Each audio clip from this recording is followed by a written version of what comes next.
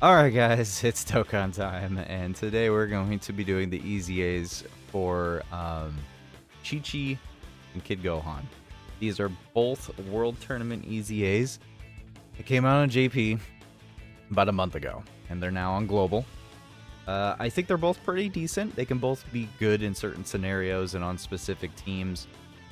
They are very RNG reliant, of course. They're not really like super hardcore, like, yeah, they're just good. No, they actually require some good RNG, good placement, and just the right things to line up to actually be good, in my personal opinion.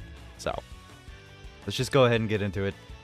So with Chi-Chi, she does not have a lot of 200% options. She's only got the Golden Week Goku and Yamcha, unfortunately. They do not classify her as Dragon Ball Saga, so yeah. Let's see here. So her super attack is raise attack for 1 turn and then a high chance of stunning the enemy. Attack and defense 150. Attacked enemies attack and defense minus 22% for 3 turns. Then medium chance of evading enemies' attacks, so that's 30%. Key plus 3 plus an additional attack and defense 150 when HP is 50% or more, so your HP does matter. Plus an additional attack plus 50% and chance of evading enemies' attack. Plus 40% when HP is 49% or less. So that is not at start of turn, which means that at any point in time when your HP falls below the 50% marker, that will proc. So you can go from 30% chance to dodge to a 70% chance to dodge instantly because she already has the 30% in there. And dodge chances, in this case, should be added together. It shouldn't be separated. And even if it is separated, it's still a 30% chance and a 40% chance at that point even. And then whatever you have in the hidden potential, I mean, that's several different chances to dodge to proc, and so far the game is really pushing that, and it works out pretty well. So she does have a decent chance to dodge. She has attacks effective against all types and 50% chance of launching an additional super when the name of an ally who is attacking in the same turn or an enemy includes Goku. I don't think it's mandatory to have this part of her passive, but the additional chance to additional attack does help. She does have the ability to launch 2 additional attacks. Just keep in mind that this launch 2 additional is not supers. This is just 2 normals. That's 2 normals hitting. The only reason that's in there is for the attacked enemy's attack and defense minus 22% for 3 turns. Plus an additional defense plus 150% when attacking, and then launch an additional super attack every time the character attacks 5 or more times in battle, up to once within a turn. So this is the second time, I believe, maybe the third, that we've seen this on a unit. The last one in my personal memory is Physical Rose. The Physical Rose Goku Black has this same exact ability, except for, I think it's the exact same. Yeah, I think it's the exact same. Perform 5 attacks and then get a free additional super. So that's very interesting to think, because this is just attack 5 times. So the fact that you have these 2 additionals right here, so you got your standard super, you got the one with Goku, you got those 2, and then you have your hidden potential. So theoretically, as long as all of those are proccing and going off, even if they're not supers, she will get another launch additional super attack. So she can actually super 5 times within a turn? Am I reading that right? Because she's got this one right here, so that's 1. This is 2 and 3. Then the hidden potential, and then her standard one. So yeah, she can attack 5 times in a turn. She can penta attack, but she can only 1, 2, 3. She can only super attack potentially 3 or 4 times. But yeah, she can get a lot of supers in, which is why I do have a build for additional, and then I have a build for crit. I do have that in there. The crit could come in handy for some players. She's on a couple categories, and she does have that. Unfortunately, most of her links are all wrapped up in Dragon Ball Saga units, which is very unfortunate because, like I said, she's not on Dragon Ball Saga. I will say in my testing with her that she does very well with like STR Krillin and this Intelligence Krillin right here. She links up pretty well with them. she gets the buffs from them, and then of course having the Golden Week Goku helps out pretty well, actually. So this is in the boss rush fight on JP. The first fight is against Turles, and you'll get to see just a little bit of her potential right here. Just a little bit of her potential. She can be very good. Not a huge amount of damage, but if you think about it, I mean, there's a 4.3. She ranges between like 3.5 to 4.5, roughly most of the time. Just highly depends on links. Highly depends on who's on rotation, who she's getting buffed by. But yeah, she's getting several additionals off. When you go into fights where you can lower attack and lower defense, you can stun, you know, all of those things do matter. So they actually do come in handy when going in about this. This is a full, like, Earthbred Fighters team right here. Once again, this is a unit that if she had EZA'd last year, she would have been fine. She would have been great. I think she would have excelled in a lot of content just because of her dodge chance, along with all of her extra perks and additionals going off. I think she could have been useful to a degree, at the very least. Nowadays, Earthbred Fighters is not as what it used to be, mostly because it's just like difficulty curve. We're taking a lot of damage now, and most of these units cannot take the amount of damage that they can take. So that is just something to keep in mind here. Let's see what Chichi can do right here. So yeah, 3.9. Doesn't really have too much support here. I mean, she does have the support from the Piccolo Gohan. She does have Goku on the rotation. As you can see, she's attacking quite a bit. And she's stunning. She's still getting more attacks off. I mean, she can put in some work. She can put in some work, so it is definitely something to keep in mind here. So this is the turn with INT Krillin on the rotation, where she'll have just a little bit more, maybe, defense. Her start to turn defense is not good. She's not a slot 1 unit. She's primarily a slot 2, maybe even floating. Like a floater unit is what you could definitely throw her on the team as. Like I said, the only real issue I have with this Chichi is that she doesn't want to be on any other team. This is her team. Like, I'm sorry to say, like, if you don't have this Golden Week Goku, then you probably are not really rocking her on too many teams, unfortunately. But yeah, 4.4 right there. Additional, and then nothing. So the Goku part of her additional didn't proc, her hidden potential didn't proc, and she did not hit 5 attacks. So she only did her normal super and then her 3 2 additionals. But on this rotation right here, this is her being a. Why did I pause this right here? What did I do? Okay, there we go. So STR Krillin is probably actually her best partner, purely because he gives her a lot more defense. He's a solid slot 1 tank along with Goku. Either one, STR Krillin or Goku, would be a great slot 1 for her. Ah, darn. We only get to see her 1 starting. Yeah, darn. But yeah. Anyways, I think we've sat on her long enough for that. Let's go take a look at her defense numbers. Like I said, her defense isn't crazy. I mean, it's not crazy. You're not here for her defense. You're here for her dodging capability. You're here for her actual, like, utility. Lowering attack and defense. Doesn't she seal? No, she's stunned. She has 50% chance to stun. So you're here for all of those. You're here for the attack lowering, and yeah.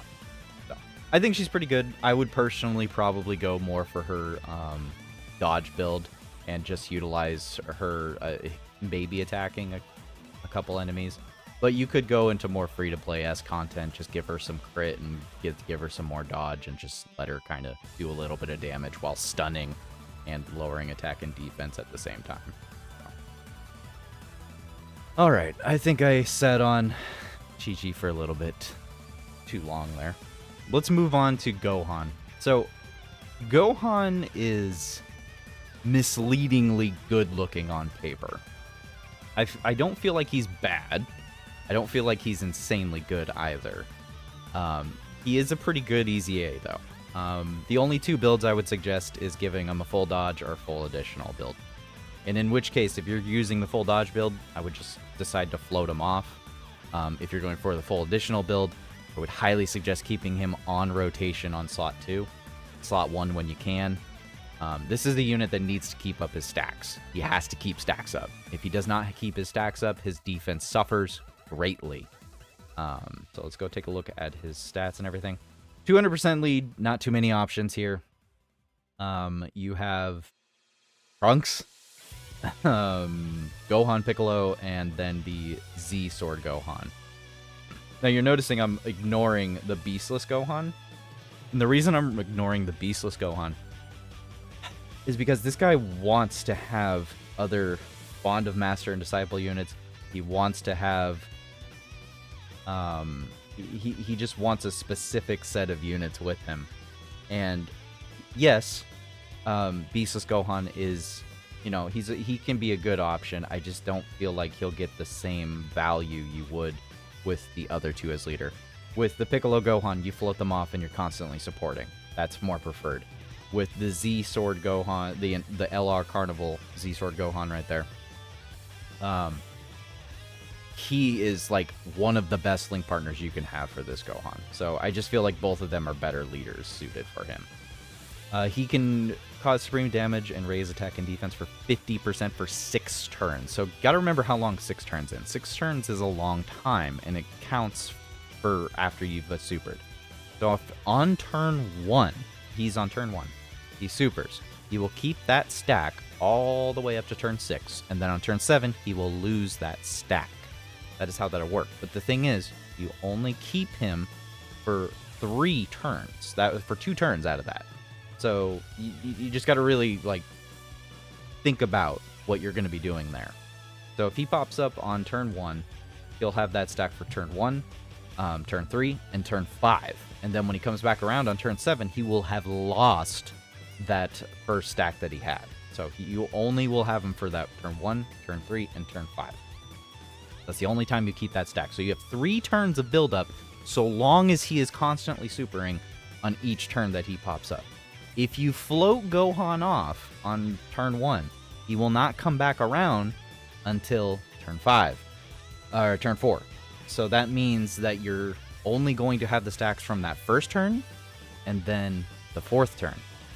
And that means that you will have lost the turn 1 stack once he comes back around the next time. What that means is that he only has the potential to have, on average... without built-in additional, without actually giving him additional, he's only got the ability to have 2 stacks on him, and that's it, which is not a lot. He plus 3 attack and defense 100, plus an additional attack and defense 100 when performing a super, plus an additional attack plus 100 for 3 turns after receiving attack. Android Cell Saga Category allies, key plus 2 attack and defense plus 30%, plus an additional attack and defense plus 3% per superclass allies on the team. So that means if you have a full superclass Android Cell Saga team, all of them are going to be getting the of 45% total, right? 3, 6, 9, 12, 15, yeah. Because it doesn't count himself. It's every ally. Chance of performing crit plus 58% when facing 2 or fewer enemies. So he's got built-in 58% chance to crit, which is why there's no reason to give him any crit. He seals the enemy's attack, super attack for 2 turns when facing 3 or more enemies, which is great, because it means he auto-seals whoever he's attacking. And then guards all attacks when there's another Bond of Master and Disciple category ally in the same turn. This right here is the only part, this is the only reason he's any good. In my personal opinion, it's the only reason he's any good. Now, on paper, like I said, on paper, he's deceivingly good because if you go over to Halvard's stats here, he's calculating this on the very unlikely thought that you're going to have 4 super attack effects. No. If you float him off, you'll have a maximum of 2 at best. At best. Stupid phone calls. At best, you will have 2. You will have 2, and that is it. No more. On average, if you want like a full additional, plopped all of your hidden potential points into additional, maybe you'll get a third super on average. It'll be very unlikely that you'll see 4 super attack effects stay with this Gohan. My personal opinion, if a unit doesn't have built-in additional, very unlikely that their hidden potential additional will go off more than on every other turn at best.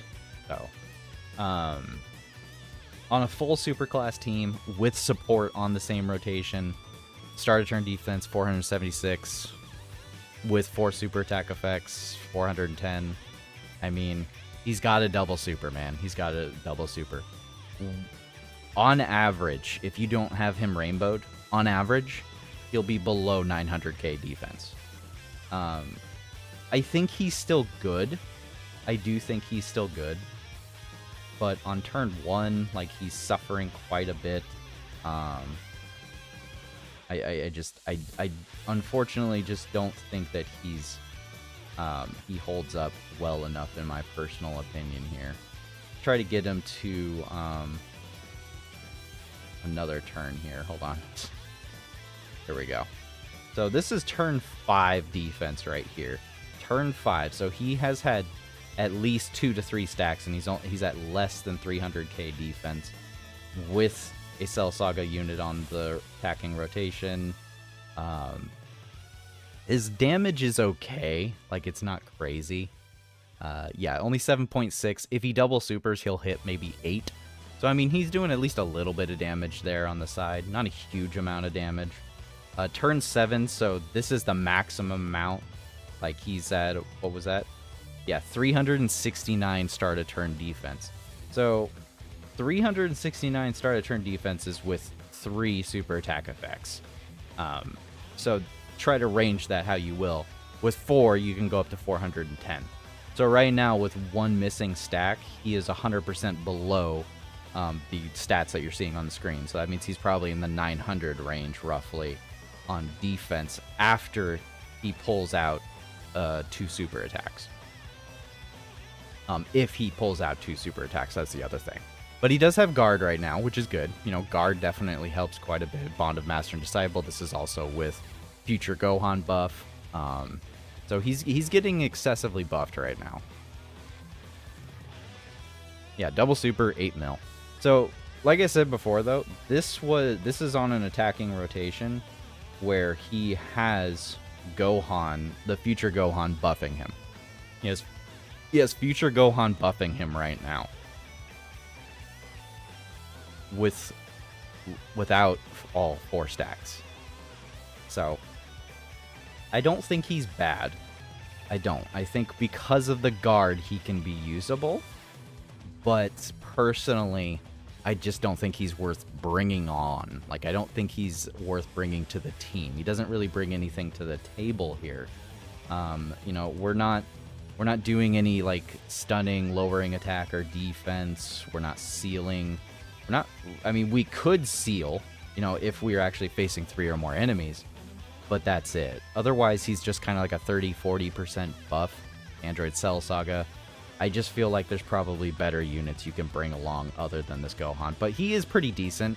I would say he could be worth EZAing, if you so wish.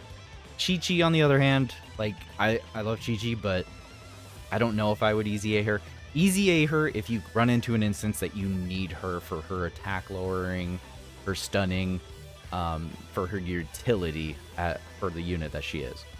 If you're struggling with any content of, like, Peppy Gals, and Earthlings, Earthbred Fighters, any of the categories that she's on right here, if you're struggling with any of these categories, I would say she could be useful in other terms of content. But if it's just Blue Zone and Red Zone that you're struggling with, you probably don't have a reason to EZA her. Or him, really. Because neither of them are going to get you through the hardest fights in the game. They're here for a team option and to just kind of be there. So, anyways, guys, that's going to be it for the video today. Please let me know how you decided to build your Gohan and Chi-Chi. And I hope you have a good day and a good night.